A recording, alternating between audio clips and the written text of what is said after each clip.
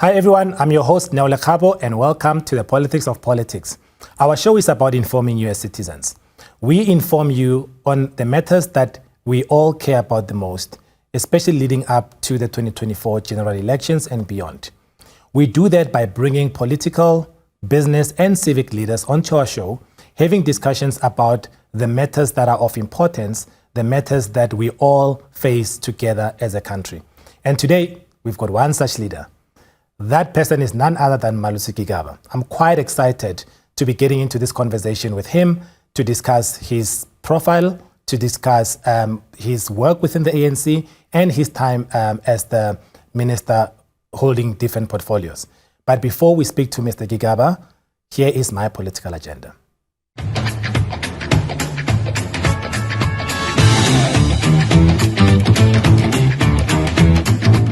My political agenda is a segment of the show where I express my views and opinions about an issue that is currently in the media. And today I want to talk about the resignation of Mr. Malusi Gigaba from the ANC. This is an ANC stalwart that has been part of this organization for over 60 years.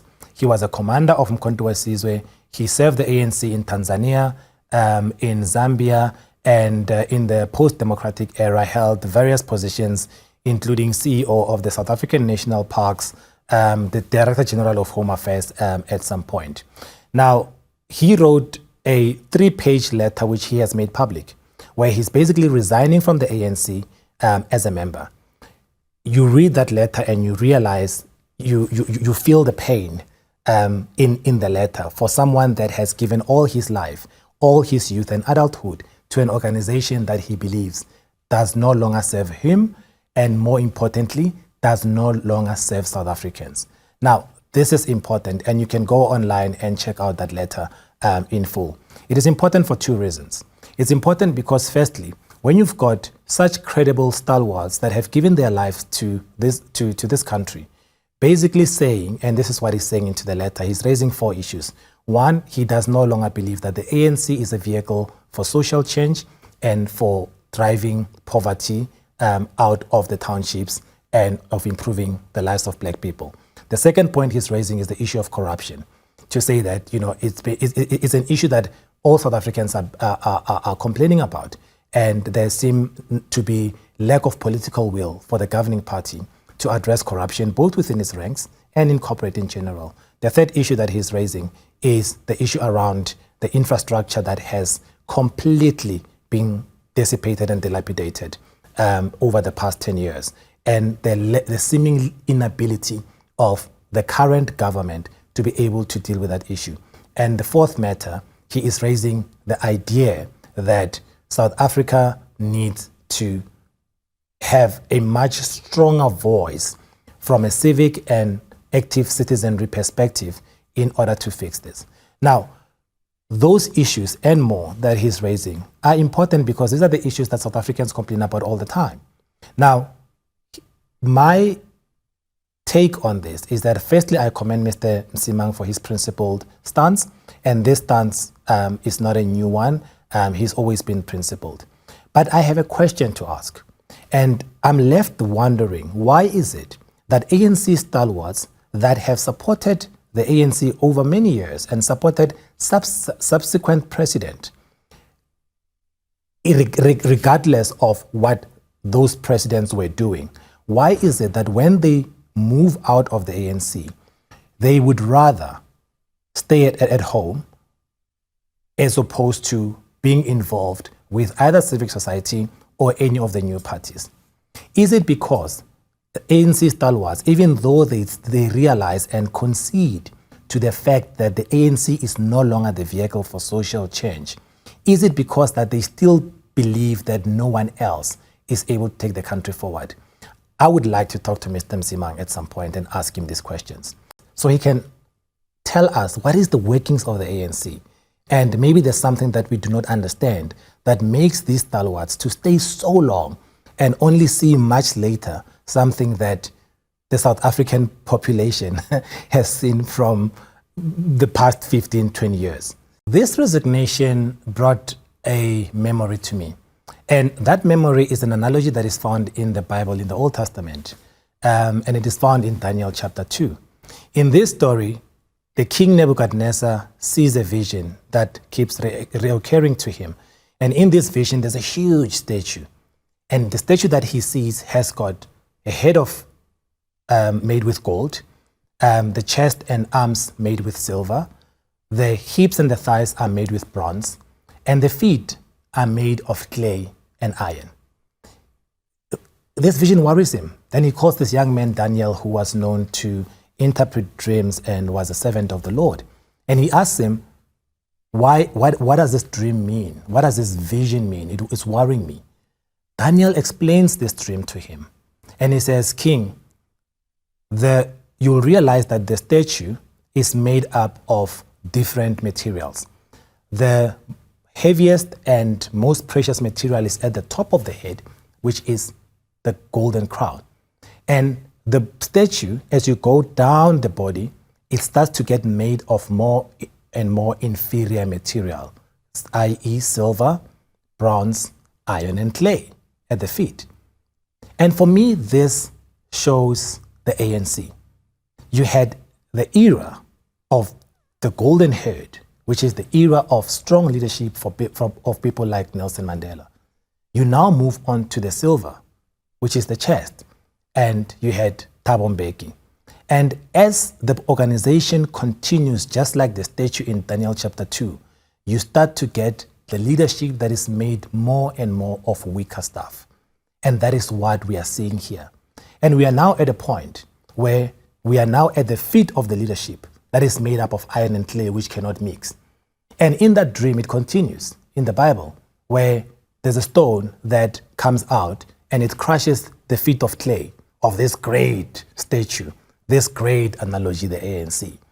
And as it breaks the feet of clay, what you are left with is the iron separating from the clay. And I wonder if people like Malusi Gigaba and other credible people in the ANC are the iron that is now mixed with clay, and they actually want to stand out and become iron.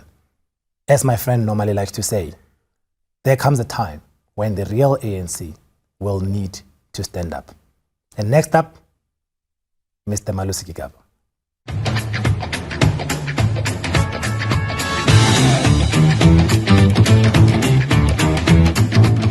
Here's a quick insert on what the man is about. Have a look.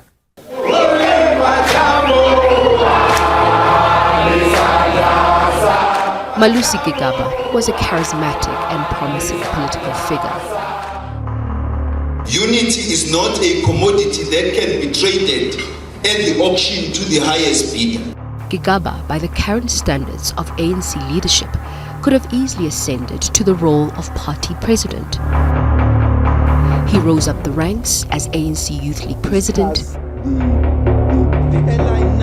Then he served as the Minister of Public Enterprises, Minister of Finance,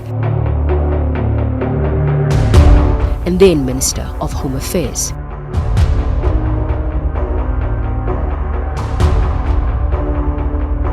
Any informal discussions that revolved around rescuing the party from the grasp of pensioners and infusing it with youthful vitality, Gigaba's name was frequently championed in those talks.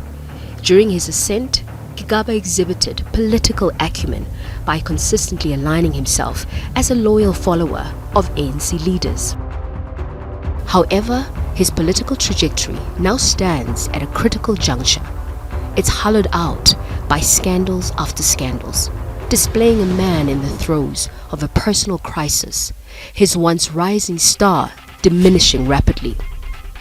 The current predicament paints a bleak picture. As the narrative unfolds, questions are raised about the reasons of Gigaba's political misfortune and demise. Can they be attributed to a generational battle within the ANC? Or is it a consequence of his own mistakes, a storyline where the protagonist grapples with the consequences of his actions? What does remain true is, despite the scandals and personal crisis, in the echoes of ancient drums, his name survives. Through the darkness comes a fallen star in the African night. Gigaba still flickers with a growing light.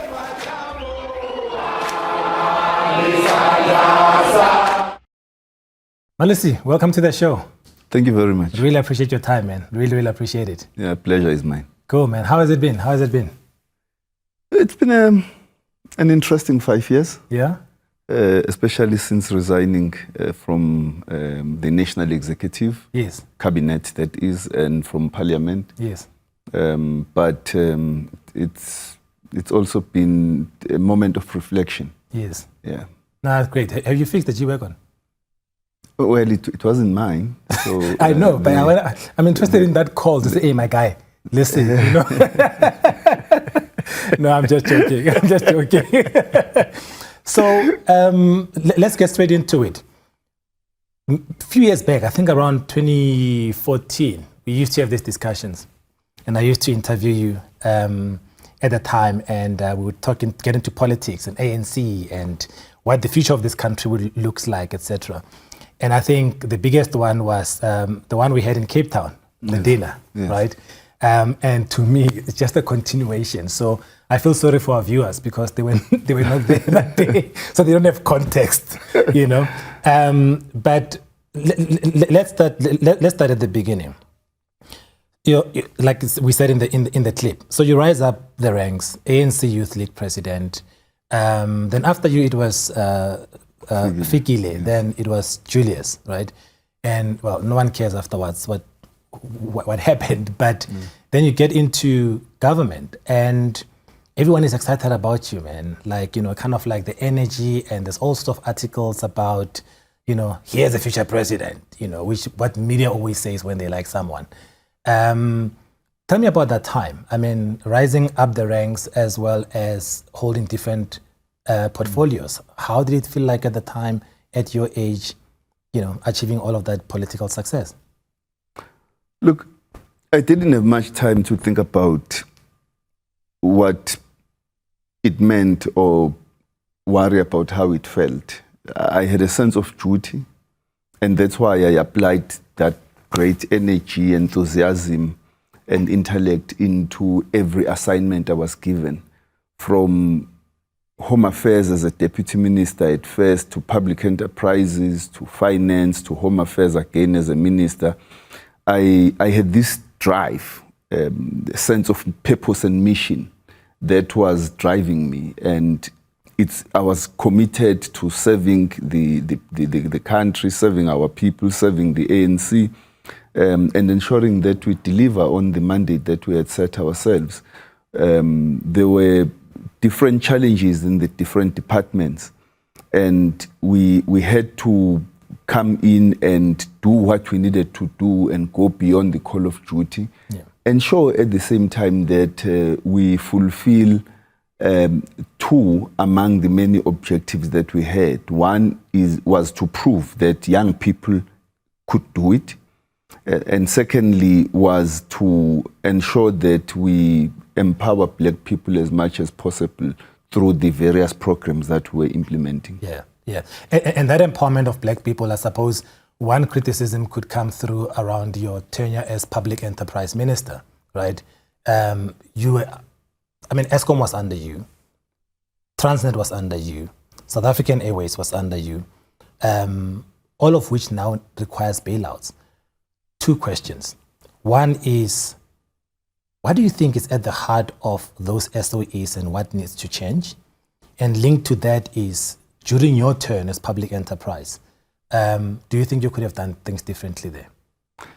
You know, the public enterprises is a very interesting department. It is as political and ideological as it is, technical. On the one hand, you have to deliver the various services that the different SOEs have to deliver, but you deliver those services and programs in a heavily contested political and ideological environment. From the moment I became Minister of Public Enterprises, there were debates which didn't start at the time, they had been there prior to my appointment, about whether you needed the Department of Public Enterprises, whether you needed these different SOEs. There were calls for privatization of the SOEs, particularly because of the regular bailouts to South African Airways in particular. And when I became minister, Eskom had just been given a huge government guarantee of about 388 billion rand as a result of the load shedding that we had experienced in 2008, and now the need to build these two new power stations, Medupi and Kusile. So you had these huge debates about whether you need these SOEs, can these things be done by the private sector? There were calls even on rail that you must establish branch lines, you must let private companies manage the rail. But you've got to remember one crucial thing about the South African state and states in developing countries, particularly post-colonial countries. They are not just ordinary states in the Western sense of the word.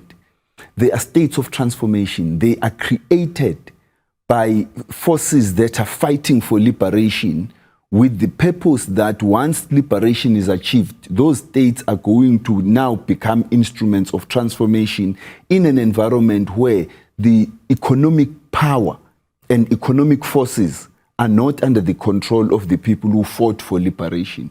And so they've got to play an additional role of negating the colonial state in terms of being democratic and transformative, but also in terms of going over and above the call of duty to ensure that the transformation becomes meaningful for those who had fought for liberation. And that's what we need to understand, so that when we talk about the state and many things that we say about the state and government, we understand that there are enormous complex responsibilities that these governments and these states face that they need to execute. So when I became Minister of Public Enterprises, those debates were there. But the crucial problem, and what you see today as the massive problems at Eskom, not so much at Transnet. I think Transnet has just been run down by incompetence. But Eskom in particular, SAA, is that they were not very well funded. From the outset, the funding model for Eskom was bad. Even the apartheid, from the time of the apartheid government, if you look at the financial structure of Eskom, it's always been so bad that the company has not been able to balance between what it needs, the capacity generation, distribution, and transmission that it needs to build, and its ability to sustain itself financially and make itself viable. And it has always had to call. At first, it was fully funded by the state.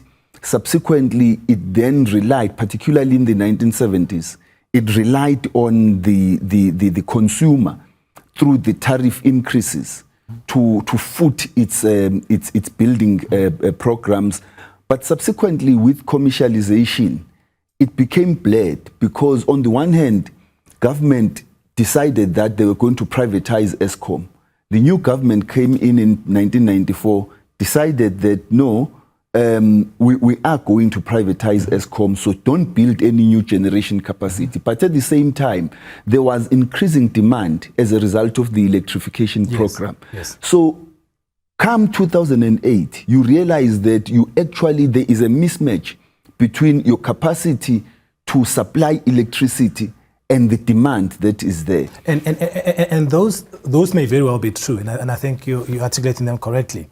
But then you've got, you talk about how these institutions are supposed to, in a developmental state, they're supposed to act as catalysts for transformation, right? Absolutely. But the South African public, and myself included, don't necessarily feel right now any of those state-owned institutions are transforming anything. 3 reasons. 1, most of our businesses actually have to shut down because we don't have electricity. 2, we can't move stuff to the ports. I'm talking Transnet. 3, we have to bail out year in, year out. And you've got massive debt that was taken, especially on behalf of Eskom, in order to build the power stations, which debt my kids and my children will have to repay. So they already have debt on their head. And you continue to see that this transformation, and you talk about especially for black people, It only happens to people that are close to the ANC. No one else gets that transformation. So surely that needed to be addressed. Actually, far from it. There's a lot of black people who are unrelated to the ANC who have benefited from transformation programs. And unfortunately, given the dominance of the ANC, at a certain stage, even up to now, it's difficult, or maybe up to, let's say, 2018 or even 2013, it's been difficult to find a black person who doesn't have any inclination towards the ANC. It's been dominant. At some point, it enjoyed a 69% majority in the country. So that in itself, and because of the programs it was implementing, which were novel, which were exciting, many people identified with it and supported it. But the problem that the SOEs face is a policy and ideological problem.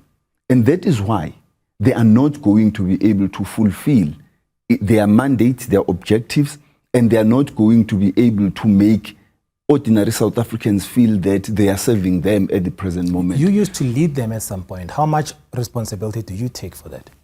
Well, we did our best in shaping the ideological orientation of our SOEs, in making them centers of transformation. But there were some board members that you put in, especially at SAA, after Cheryl Kerolas, etc. Some of those guys didn't actually do anything much for the They did a lot of work for SAA, for example. I'm talking that specifically, yes. They did a lot of work because they developed a new turnaround strategy for the airline. We went out to find who I thought was the best CEO we could find at the time for South African Airways, who came in with a lot of experience from the private sector. Yes, I remember. Who came in with enormous experience from the private sector and had a clear vision about how he was going to turn the airline around, at what point they were going to break even and begin to make a profit in a difficult environment anyway, globally, for airlines, particularly from developing countries, which did not enjoy the financial support and other support that airlines, particularly from the Middle East, were enjoying. Does the airline? So we did what we could do. And the problem with the Department of Public Enterprises is that it's never been stable at the level of political leadership, at the level of governors, at the level of administration. Yeah. When I became Minister of Public Enterprises in 2010, there had been I was the fourth minister for the department in 2 years. From 2008 until 2010, there were 4 ministers. And each one was coming with their own style, with their own ideas, with their own inclinations about what needed to be done. As a result, both the entities as well as the public servants in the department were uncertain about the mandate and direction which they needed to take, because as you come in, they didn't know how long you were going to last. Sure. That impacted, because Minister Erwin in 2004, when he became Minister of Public Enterprises, he announced that the gear era was now behind us. It had a massive impact on the financial performance and the ability of SOEs and the ability of the state to support these SOEs. Yeah, because you came after Barbara Hogan, right? I came after Barbara Hogan. Yes. Minister Erwin then announced that all these SOEs were going to remain under government control, particularly Eskom and Transnet. Ran with it. He resigned in 2008. Minister Bridget Mabandla came in for a few months. Then Minister Barbara Hogan came, who was more hands-off in terms of running SOEs, and seemed to favor a return back to the liberalization period of prior 2004. And when I came in, I said, look, I'm going to be an activist shareholder.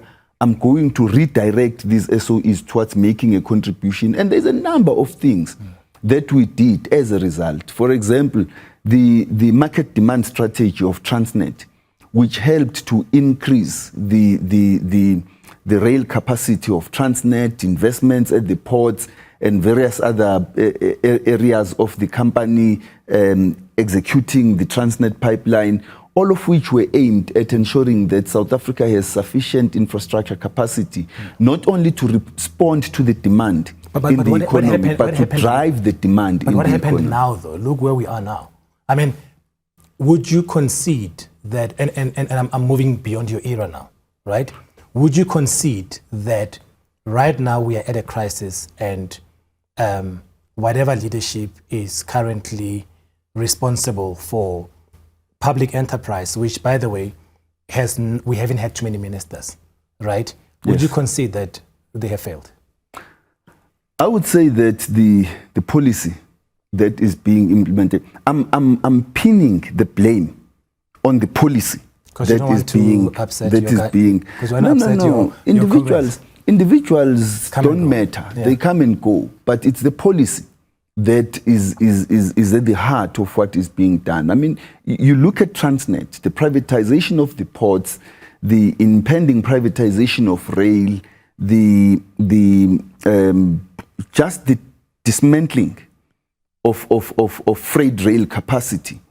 All of those things have to do with policy and ideological outlook.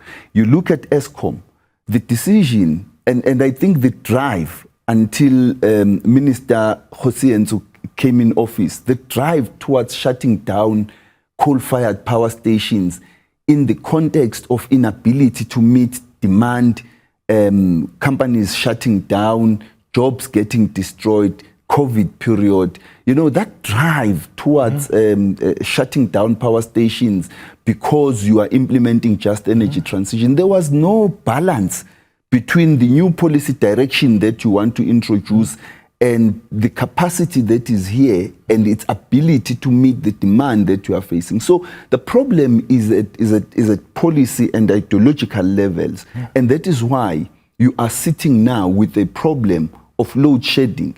And I would dare say that I completely agree with Comrade Gwede, Minister Mantashe, that you cannot drive a renewables program that destroys at the expense of coal production, because what it then does, it not only impacts on Eskom and its ability to meet baseload demand, it also destroys jobs in the mining sector. And so we need to balance and take policy positions that are commensurate to the developmental goals of our country and the demands that we have in terms of our economy. No, thanks. And you spoke about Minister Sputla, right? And I want to get into that. So I'm quite excited when I see,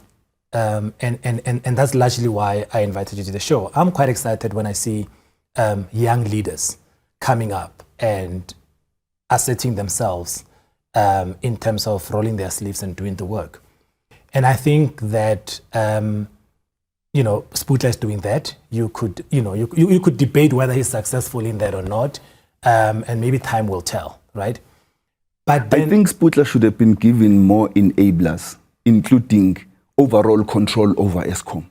Sure, I think that would have helped, because in that case, you now are able to have a seamless approach to resolving the energy crisis. The biggest problem we're facing here is that we are not currently building any, other than Medupi and Gusile.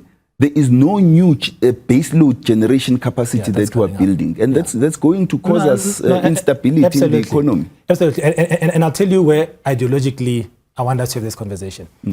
My worry with people like yourself, people like Sputla, and other young leaders, right, is two things. One is, and I want you to comment on this, but at least at an ideological level.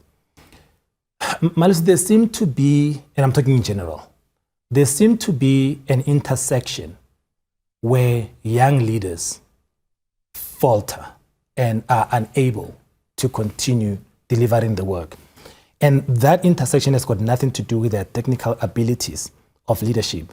But it's that intersection where sex, power, and technology meets, right? And that is where we lose a lot of our young leaders. Because all that has to happen is there's a scandal here or the scandal there. We remove a capable person out of the equation. How do you think we can continue to build young leaders and help them avoid that trap, that intersection that I'm referring to here? Because we need to bring in more young leaders. And for me, when you spoke about Sputla and then you spoke about Minister Mantashe, the age gap is just like too vast, man. I'm saying, listen, take Sputla and the likes of Sputla and give them the bigger responsibilities. How do we make sure that young leaders do not falter at that intersection? You know, you will, of course, know this very well, that no human is a god, faultless. Yeah. And secondly, you will know that sometimes the people who accuse others the most, the loudest, are the ones most involved in what they are accusing others of doing. And so in politics, people weaponize these things. They weaponize technology. They weaponize social relations. Yes. They weaponize your human flaws. Yes. In order to be able to destroy you and get rid of you as soon as they think that you are a threat to them. Yeah. And you will see this, that at times you will be hailed as the best, as just the shining light. Yeah. And all of a sudden, something happens. All arsenals focus on you to get rid of you, to destroy you.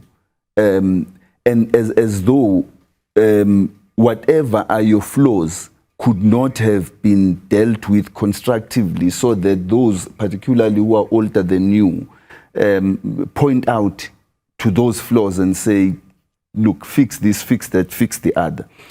And especially it happens in an environment where you have not refused to be advised.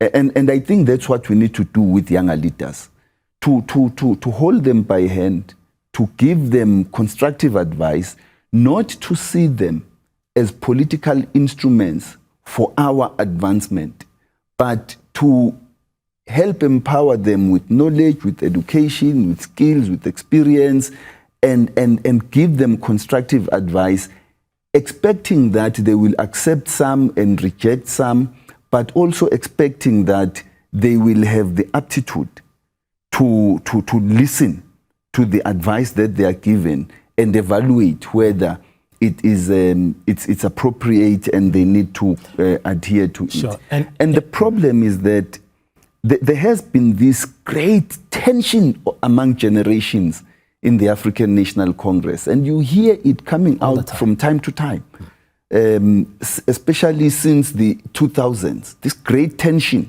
among generations, the younger generations wanting to step up and take over, the older generations refusing to hand over and phase themselves out. It becomes a problem. And I think one of the things that has happened this week is with the resignation of Mr. Msimang, is reflective of that, this refusal to accept that there is a new generation and there should be different ways of engaging with them rather than talking down on them from high platforms as if you yourself are flawless. Absolutely. And you know, you went through quite a lot of these, and you know, like you're quite strong because your divorce and a whole lot of other things were public. How are you? How are you feeling? Did you get the support? Because, you know, sometimes it's easy to, you know, kind of become keyboard warriors and insult a person on social media while they're going through stuff. And you forget that they're human, they've got feelings. They're someone's son, you know, they're someone's, you know, father, etc., etc. And I think you got a lot of that. And my question is not even the details of any of these things. Is how are you? How are you feeling emotionally, spiritually? How have you coped? Are you okay? Look, I'm okay. You could never be 100% okay, but I'm okay. during the course of this period, I realized I had a few very genuine friends and a lot of people that I knew. Oh, yeah. Yeah, true. People that I knew. So. But genuine friends, they are there, they are few, they are able to come over and talk to you, they are able to pray for you, they are able to say, do you want to go out for coffee? Yes. Let's sit and talk about something else and not all of these things. Yes. But it requires you to be brave and strong. And once you are in politics, I guess you are called upon to be strong, to be brave, to be able to face. I beg your pardon? Did you break it? Did you feel like you broke at any point? Always. That I won't do. Sure. That I won't do. I've got a huge responsibility. My mother was gravely ill. My sisters needed my leadership. My children needed my leadership. And I had to be there for them and provide that leadership to them. And so I have enjoyed. Lord knows what I still have to endure. But all I can say is that I'm strong enough to be able to face it. I've faced it over the last 5 years. It's been a vicious campaign that sought to break me down. And unfortunately, here I am. You are a son of a preacher. So you will be familiar with no weapons formed against me. Yeah, absolutely. Absolutely. Malusi, I want to move on to what I call new politics, right? We spoke of, and I asked you where you think the ANC will end up, and you gave me a number. I disagreed with your number. I think the ANC is going to take a hammering next year, and I am looking, my view is that you're going to end up with a coalition government. What's your view on that? What's your view on coalition governments, number one? And number two, what is your view, and you disagreed with it earlier, when I said to you that the ANC is going to get a hammering next year? No, the ANC is not going to get a hammering. The ANC is going to face a mammoth campaign. We're going to face a campaign of our lives. But we all are very confident, not out of delusion and blindly, but because we know the amount of work that we are capable of pulling when we are called upon to do so.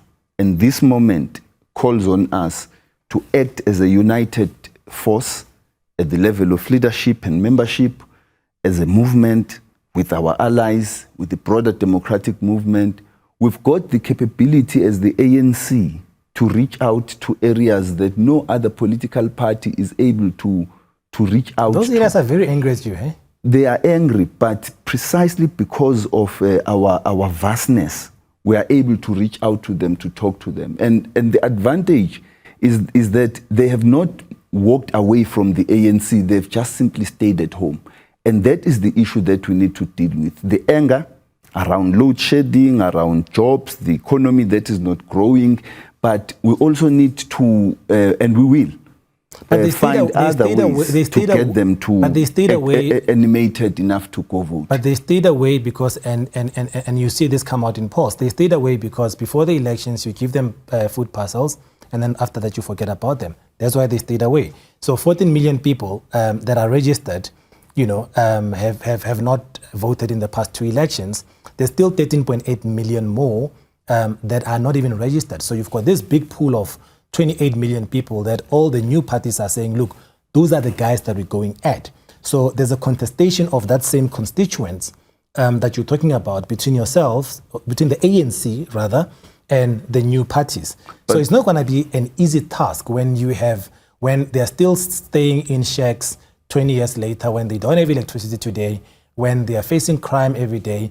And what is it that you're going to tell them that you haven't told them before? That contestation has always been there. Remember, it's not new. It's not a new contestation. We might have a lot of political parties now and contestants with the independents compared to previously, but the contestation has always been there. And we have had to address these constituencies. The ANC has relied particularly on the African masses. It has relied on the urban working class and poor, and it has relied on the rural poor. The last two elections have actually given us more support from rural areas, with the urban working class staying at home and not coming out to vote. Now, those are the people that we are coming out to reactivate, to come back to vote.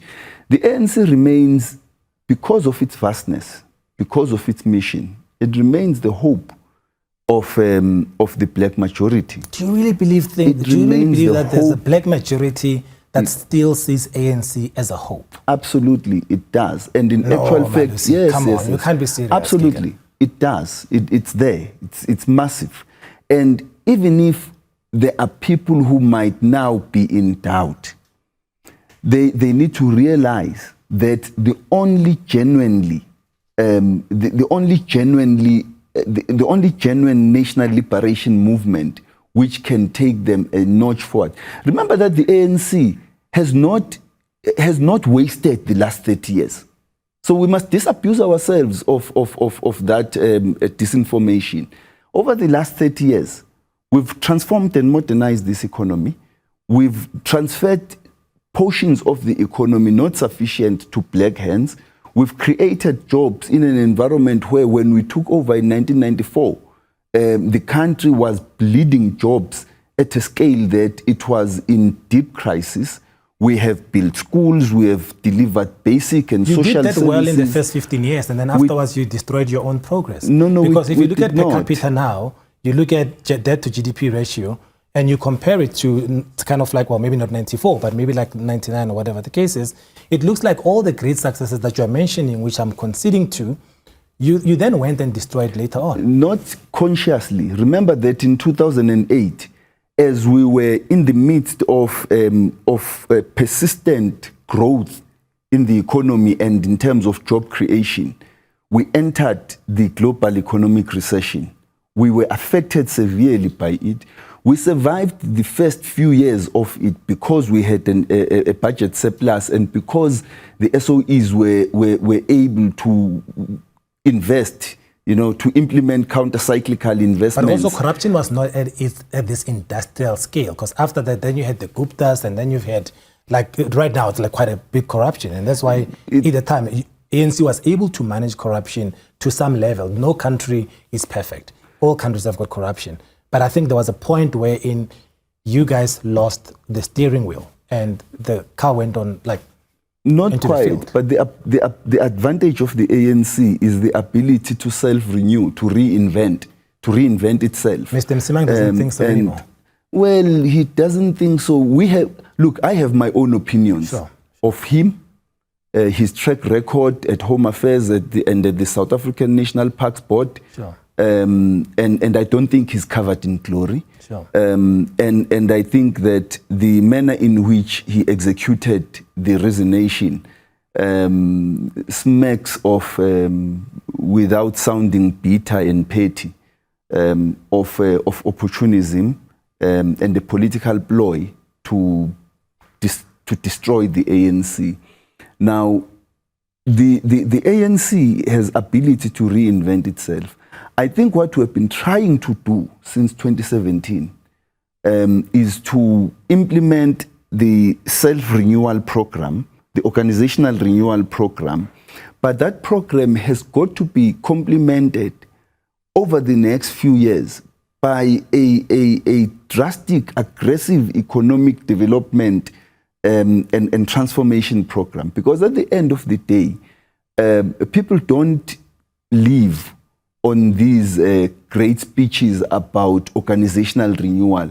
Organizational renewal must not just be about ourselves in the ANC. It's got to be linked very concretely with a concrete improvement in the material conditions of the people in this new environment where people say to us genuinely that, yes, you've given us social grants, we appreciate. You've given us basic services, we appreciate. But it is jobs that we want. Yes. It is a growing economy. It is a stake in that economy. And I think that this should be the main focus of the next years. And that's why at the last national conference of the ANC, including the 2017 conference, we took several decisions, including that the ownership and mandate of the central bank has got to change, because it is fundamental to the implementation of this socio-economic program that's going to uplift the majority and the mood of the people.